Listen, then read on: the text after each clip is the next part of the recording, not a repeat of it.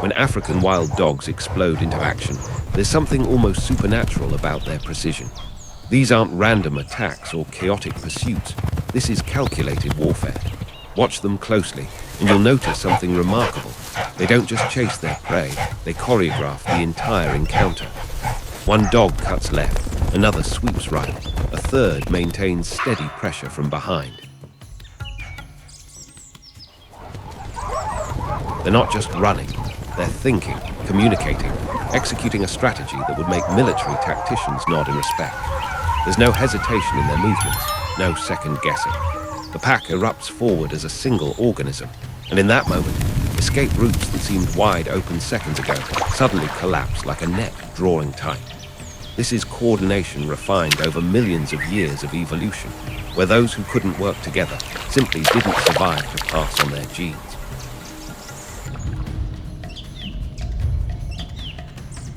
Even these master strategists face boundaries they cannot cross.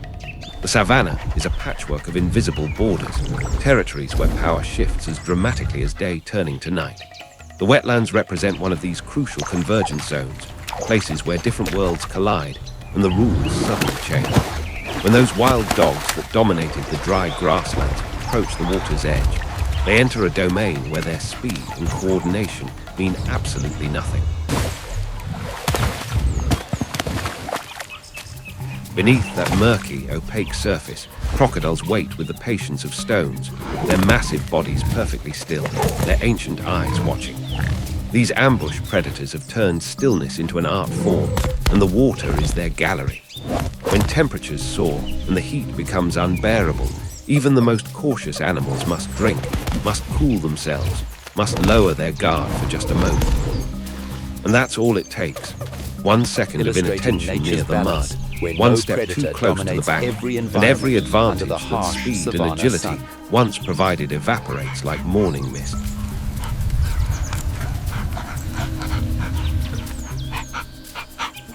This brings us to a fundamental truth about the natural world. Power is never absolute, it's always contextual. In the water, the crocodile is unstoppable. Its mass becomes a weapon. The pressure of its jaws can crush bone like dry leaves, and the environment itself becomes an ally, slowing its prey while amplifying its own advantages. But force that same crocodile onto dry land, away from its element, and watch how dramatically the balance shifts.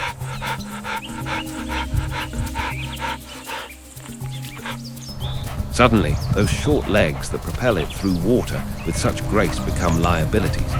The pack's mobility transforms from disadvantage to overwhelming superiority. Their numbers, their persistence, their ability to attack from multiple angles simultaneously, all of this becomes decisive when territory changes. This is nature's way of maintaining balance. No single species gets to dominate everywhere, every time.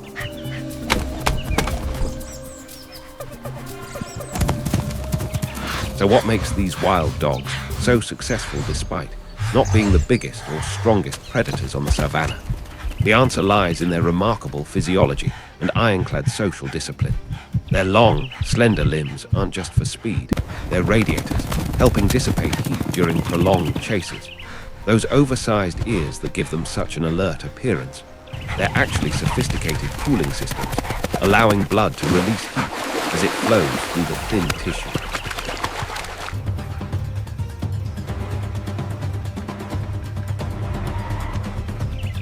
Every aspect of their biology has been sculpted for one purpose: endurance.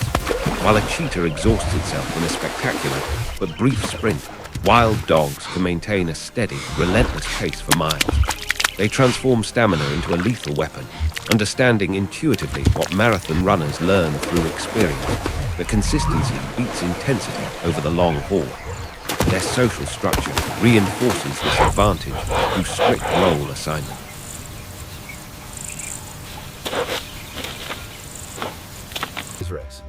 The hunt reaches its Each dog knows its position, its responsibility, and the pack operates under a discipline that allows them to hunt successfully in temperatures that would incapacitate most predators. Consider their typical prey, the impala, a creature seemingly designed by nature to embody grace and explosive power. When an impala detects danger, It doesn't just run, it performs. Those incredible leaps, those sudden directional changes, that breathtaking speed, all of it designed to break a predator's focus, to create confusion, to exploit the brief window before exhaustion sets in. But the wild dogs have learned something crucial. They don't need to match the impala's speed.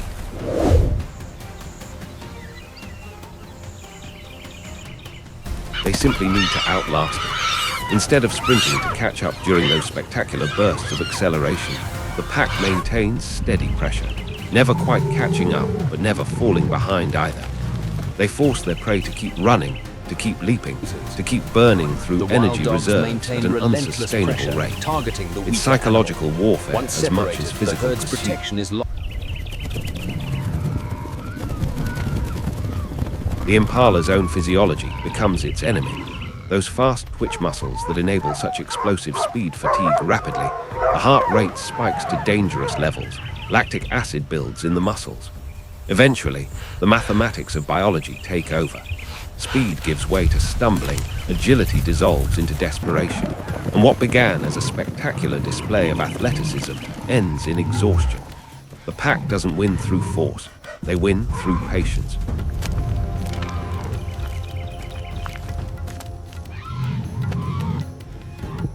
But even exhaustion isn't always enough if the terrain favors escape. This is where the wild dogs demonstrate another level of strategic thinking. They don't just chase, they guide. Watch carefully during a hunt and you'll notice something subtle. The pack doesn't simply pursue in a straight line. They angle their approach. They position themselves strategically. They herd their prey towards specific terrain features.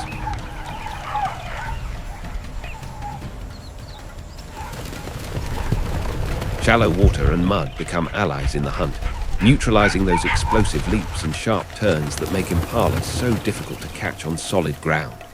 When footing becomes uncertain, when every step requires extra energy, when agility transforms from advantage to liability, the dogs regain complete control. They're not just predators, they're battlefield commanders, using geography itself as a weapon.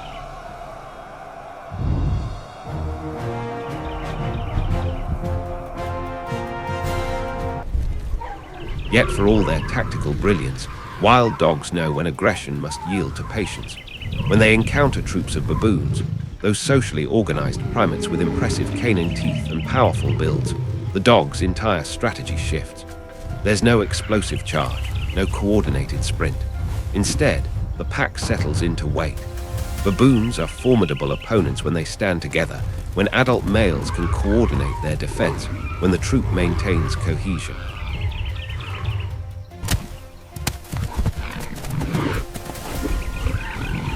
Direct confrontation will be costly, potentially fatal. So the dogs watch, they observe, they wait for the inevitable moment when social dynamics or simple distraction causes one individual to separate from the group. That's when they strike, swiftly, decisively, ending the encounter before the troop can respond.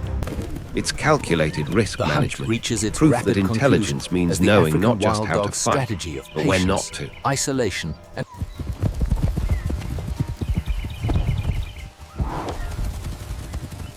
And sometimes, survival isn't about hunting at all. It's about knowing when to vanish. When lions appear on the horizon, wild dogs don't stand their ground or attempt to defend their kills. They disappear. Lions represent something beyond competition for food. They embody territorial dominance so absolute that their mere presence reshapes the landscape. Lions don't need to chase wild dogs to control them.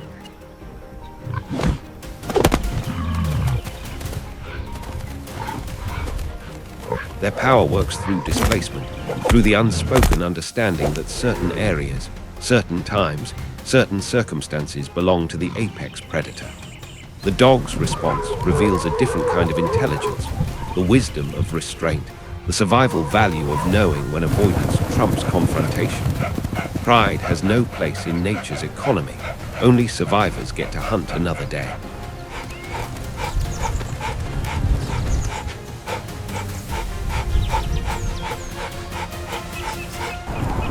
This restraint, this constant calculation of risk versus reward, defines wild dog survival more than any physical attribute. They persist not through strength, but through reading signs, interpreting sounds, tracking scent trails, and making collective decisions that maximize safety while maintaining hunting effectiveness. Without a single alpha directing them, the pack moves. Every fork in a trail represents a choice. Every rustle in the grass demands assessment. Is that the sound of prey or predator? Does that scent pattern suggest opportunity or danger? The pack processes this information collectively, and their routes shift dynamically based on accumulated intelligence. It's a reminder that in nature, the most sophisticated computer is still the brain of a social predator, weighing countless variables in real time.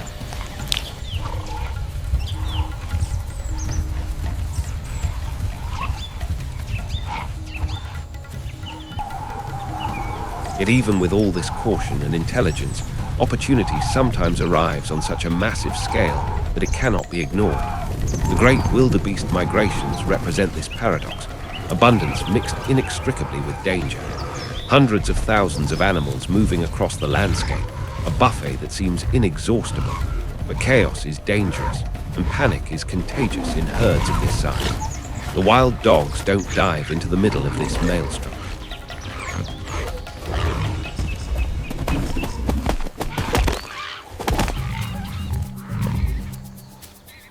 Instead, they demonstrate patience that seems almost zen-like. The pack dissolves into the landscape, becoming shadows, becoming silence. They don't chase, they wait, they watch. They identify individuals showing signs of weakness or distraction. Then, almost imperceptibly, they begin applying pressure, not rushing, not attacking, just maintaining presence. One dog appears here, another there, and slowly, subtly, the psychological pressure builds until separation becomes inevitable. Only when an individual is completely isolated does the hunt accelerate to its conclusion.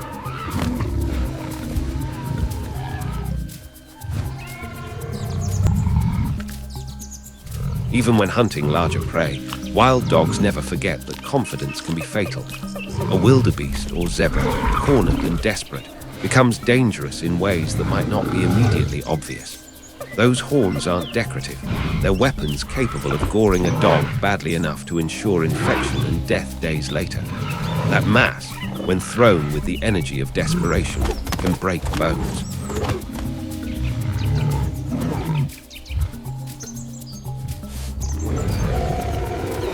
The pack understands this instinctively, maintaining distance, rotating which dogs apply pressure, withdrawing when the prey's counterattacks become too aggressive.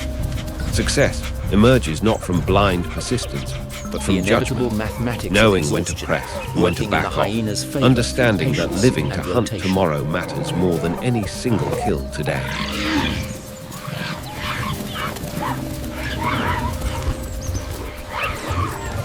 Throughout all of this, leadership flows rather than commands. During the chase, you won't find a single alpha barking orders. Instead, leadership emerges as fluid competence. The dog with the clearest line to the prey takes the lead. Others adjust their angles automatically.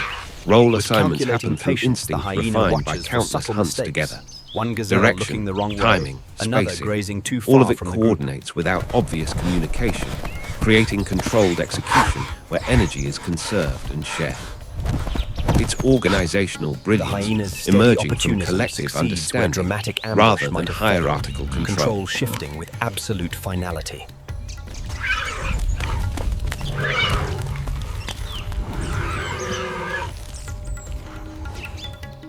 But wild dogs aren't the only strategists on the savanna. Hyenas redefine what survival even means. While Hollywood has cast them as cowardly scavengers, the reality reveals something far more impressive and essential. Hyenas possess bite force that exceeds that of lions, pound for pound. Their digestive systems can process materials that would poison other predators. Bones, hide, even anthrax-infected meat.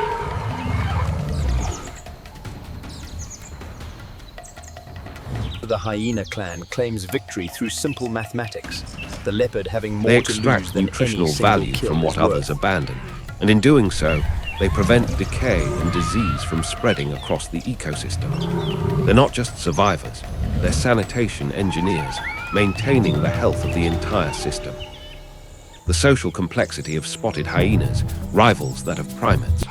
They operate within sophisticated matriarchal hierarchies where females dominate males, where social position determines access to food and breeding opportunities, where cooperation and competition blend seamlessly. The leopard's solitary power is balanced by its intelligence, knowing precisely when to fight and when to yield.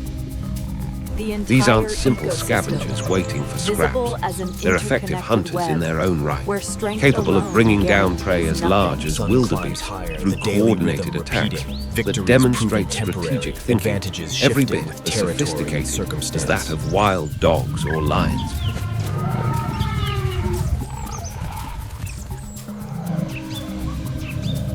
Yesterday's victors become today's displaced. The relationship between lions and hyenas exemplifies nature's balance. Two intelligent, socially organized predators existing in perpetual tension. Neither completely dominates the other. Lions have size and strength. Hyenas have numbers and tenacity. Mortality statistics between the two species reflect competition rather than clear hierarchy, maintaining an equilibrium that prevents either from completely controlling shared territory. Their success earned not through dominance, but through understanding their place in the system. Watch hyenas hunt Cape buffalo, animals that can weigh over a ton and whose horns can disembowel with a single toss, and you witness precision over power taken to its extreme. The clan doesn't rush in recklessly. They test, they probe, they identify weakness. One hyena feints from the left while another tests from the right. They rotate constantly, preventing any single individual from bearing excessive risk, spreading both danger and effort across the group. Hours might pass before the buffalo's strength finally fails, but when it does, the outcome was never in doubt, not because hyenas are stronger, but because their cooperation makes them inevitable.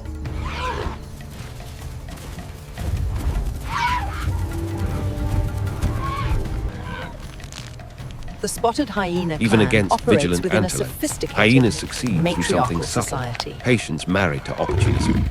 They don't explode from cover in dramatic ambushes. Instead, they appear, they move steadily closer, they wait for small errors to compound. An antelope looks the wrong direction at the wrong moment, takes one step too many from the herd, hesitates a fraction of a second during its escape. And that's enough. Control shifts without spectacle, without Hollywood drama, but with absolute finality. The young hyenas learn clan tactics simply by observing the adults. This ensures survival strategies pass between generations. Perhaps most impressively, hyenas can dominate without physical confrontation at all. Leopards, powerful solitary hunters perfectly designed for efficiency, regularly lose kills to hyenas not through combat, but through persistence. The hyena clan appears, they settle in, they wait. The leopard snarls, defends, threatens, but against patient social pressure from multiple directions, retreat eventually becomes the only logical option.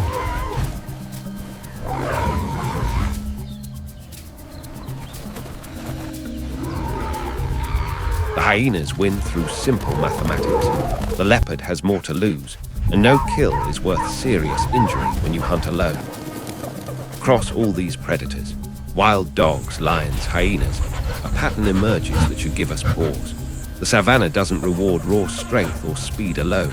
It rewards adaptability, coordination, restraint, and above all, understanding context. The strongest predator can be displaced by smarter tactics. The fastest runner can be defeated by endurance. The most fearsome jaws mean nothing in the wrong territory. Survival depends on constant calculation of when to engage and when to withdraw. Pride has no place in nature's economy.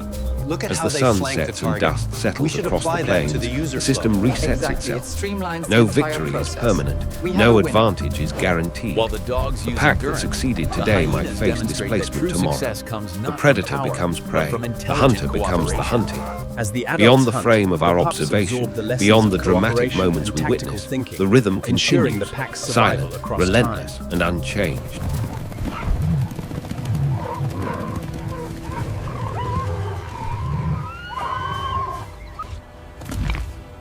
So what can we learn from this unforgiving dance?